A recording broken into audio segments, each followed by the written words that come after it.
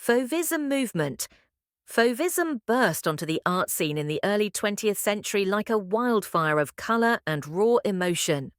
Led by Henri Matisse and André Derain, these so-called wild beasts, les fauves, rejected realism, instead slashing their canvases with bold, untamed hues, electric blues, fiery oranges and shocking pinks, without concern for natural accuracy. Their goal? To evoke feeling rather than replicate reality. It was art stripped to its essence, pure colour, pure joy, pure instinct. Though the movement was short-lived, roughly 1905 to 1910, its fearless use of colour revolutionised modern art, paving the way for expressionism and beyond. Fauvism wasn't just about painting, it was about seeing the world with unfiltered passion.